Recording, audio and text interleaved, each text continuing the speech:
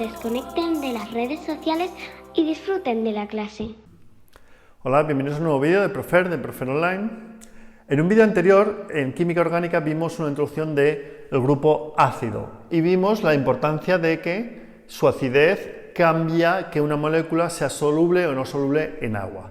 Bueno, en este vídeo vamos a ver compuestos interesantes como tipo fármacos que tienen grupos ácidos para unirse a su diana y también hablaremos un poco de jabones, detergentes y cosas de esas, ¿vale?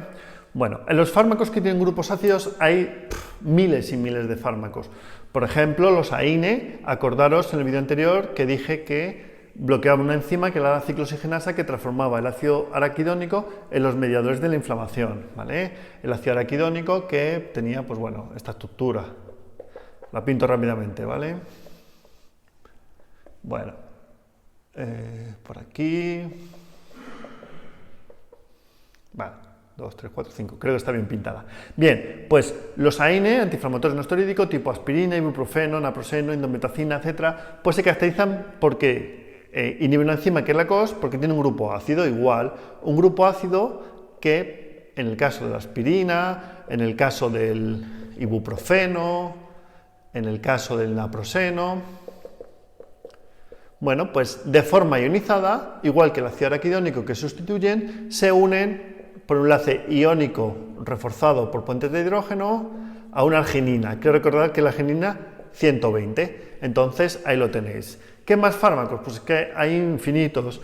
Las estatinas, que se asemejan al hidroxiglutaril coenzima, inhiben la hidroxiglutaril coenzima reductasa, pues presentan esta estructura donde tengo un grupo ácido que también se une por el enlace iónico, importante. Los sartanes también, por ejemplo los sartán, vasartán, todos esos, pues presentan una estructura en donde aquí tienen un grupo ácido que también se une, ¿vale? Bueno, pues una estructura. Aquí tienen un tetrazol, que también el tetrazol es un grupo biisóstero de un ácido carboxílico. Bueno, pues también tenemos una unión por ahí. ¿Qué más? Las betalactámicos, las penicilinas, cefalosporinas, etcétera, necesitan aquí un grupo ácido que es el que se une a una lisina de la transpeptidasa y es la que da el primer reconocimiento para que inhibir esa enzima. Por lo tanto, bueno, tenemos infinitos. Los fibratos también, por ejemplo, fibratos activadores de receptor de peroxisoma alfa, pues por ejemplo el clofibrato, pues presenta esta estructura, ¿vale? Y que también se une por un enlace iónico. Los inhibidores de la ECA, enzima conversora de angiotensina, todos esos fármacos se unen, en ese caso, a un zinc, por ejemplo, el enalapril, que presenta esta estructura. Y por aquí también tenemos una prolina de aminoácidos típico, que también por aquí se une a una lisina, y por aquí se unen, fijaros, a un zinc 2+, un enlace de tipo quelación o coordinado. Bueno, pues infinitos, muchísimos fármacos con grupos ácidos que son imprescindibles para su unión a su diana. Bien, también muchas veces estos compuestos pueden ir como el ácido enmascarado para que tengan una mejor absorción. Acordaos, las formas que son solubles en agua pasan mal las membranas porque son fosfolípidos, porque son grasas. Por lo tanto, muchos compuestos de este tipo van en forma de profármacos, que es que van protegidos. Luego, una vez que se han absorbido, en el cuerpo por esterasa se rompen y me dan el ácido, que es el que necesito para que se una a la diana. Bien. Bueno, ¿de qué voy a hablar también? Bueno, dentro del grupo de los compuestos con grupos ácidos son muy interesantes o muy bonitos los jabones y los detergentes. Los jabones, como sabéis, se pueden obtener de triglicéridos de origen natural. Los jabones son de origen natural, en los cuales tenemos esterificado glicerina con ácidos grasos. Bueno, pues la reacción de saponificación consiste en hidrolizar esos ésteres, reacción de hidrólisis de ésteres, que lo tendréis en vídeos por ahí míos, de química, lo hidrolizo y me dará los ácidos de cadena larga, que al estar en medio básico están ionizados. Bueno, en el vídeo anterior vimos como el palmitato, ¿sí?, tendrían esta estructura con muchos carbonos, o el esteárico con 16, 18 carbonos, etcétera, etcétera, y que eran insolubles en agua. ¿Por qué? Porque tenemos una parte polar muy pequeñita y una parte apolar lipófila. Pero cuando hacíamos una sal, se aumenta su solubilidad. Bueno, pues en este caso, un jabón es una sal sódica o potásica de esos ácidos grasos. Bien, ¿cómo actúan estos jabones que son solubles en aguas? Pues lo que hacen es formar micelas. Cuando hay una concentración micelar crítica, se forman agregados que son una especie de bolitas en los cuales la parte apolar está al interior y la parte polar está hacia el exterior, hacia el agua. Entonces, estas micelas, fijaros, la parte apolar es toda esta y la parte polar, vamos a pintarla de otro color, es esta. Parte polar, polar.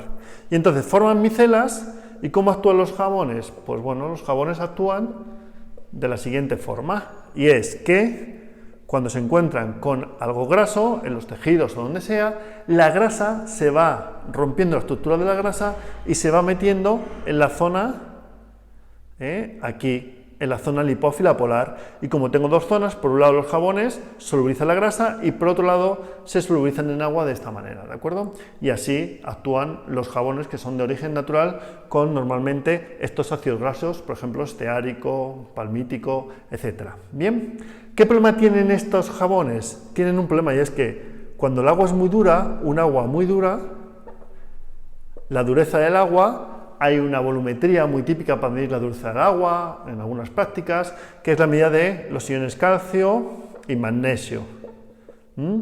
También hablamos de dureza, por ejemplo, con hierro. La dureza del agua, sobre todo calcio y magnesio, se mide con una volumetría, que es una compleximetría que normalmente se hace con el ETA, el etilén diamino tetracético. ¿Bien? Bueno, pues ¿qué ocurre con estos jabones? Pues que cuando el agua es muy dura, lo que hacen es intercambiar el sodio por calcio. Y como calcio tiene valencia 2, pues lo que hace es unirse a dos ácidos grasos. Si os acordáis del Encke, una sal podría solubilizar entre 20 y 30 carbonos, pero si ya tengo con calcio dos cadenas carbonadas, esta estructura es muy lipófila y poco soluble el agua, y además se rompe esta estructura micelar, de tal forma que las sales cálcicas y magnésicas, cuando se forman de los jabones, lo que hacen es precipitar. Se forman esa especie de costra, espuma que habéis visto, por ejemplo, en las bañeras, o cuando vais a un sitio donde el agua es muy dura, veis que cuando os enjabonáis no sale la misma espuma, exactamente igual. Pues eso es la dureza de este agua. Bien, y también cuando son pHs muy ácidos, aguas muy ácidas, se pueden protonar, y también al protonarse, acordaos que el ácido carboxílico es un ácido débil, pues también se forma el ácido graso y se pierde la capacidad del jabón, y además conlleva la contaminación del ácido graso, pues del agua y lo que sea. Bien, una solución que se dio a esto es la utilización de detergentes. Los detergentes básicamente son de origen artificial. ¿Y qué es lo que se ha hecho? Cambiar el grupo carboxílico por un grupo más ácido. Bueno, hay detergentes que en principio los primeros eran ramificados, derivados de sulfatos o sulfónicos, sulfatos o sulfonatos, pero que se biodegradaban muy mal, por lo tanto, porque eran ramificados. Hoy en día tenemos de cadena lineal o con anillo aromático, entre ellos, pues por ejemplo, muy típico, derivados del sulfónico o derivados de sulfato. Por ejemplo, uno de los más utilizados es el SDS, que es el sodium dodecil sulfato, cadena de 12 carbonos, que también os sonará porque este sistema, este compuesto, se utiliza en electroforesis micelar, ¿no? Lo mismo, va a formar micelas, y en el caso de electroforesis, pues lo que hace es que se mueven los compuestos catiónicos, por el flujo electroosmótico, se mueven hacia la carga negativa, hacia el electrodo negativo, que es el cátodo, y luego irían los cargados, y los neutros irían aquí en la parte apolar, en las micelas. Bueno, pues también he utilizado a nivel la PAGE SDS, electroforesis, ¿no?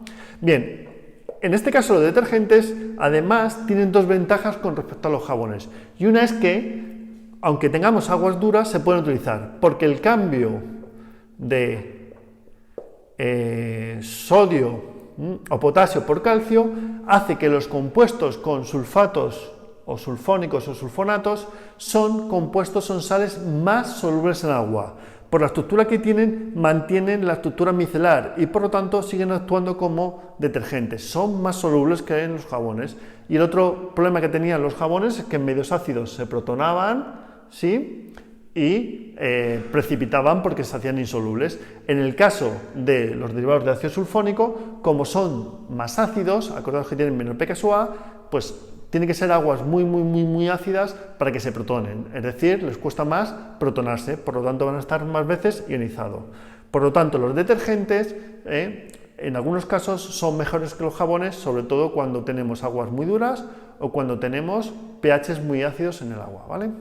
Bueno, pues hasta aquí este vídeo, espero que os haya gustado, una cosa muy interesante, jabones, detergentes, fármacos con grupos ácidos, para que veáis la importancia que tiene ese grupo ácido y que en muchos casos la importancia radica en que no esté el ácido en forma neutra, sino que esté ionizado, ¿vale?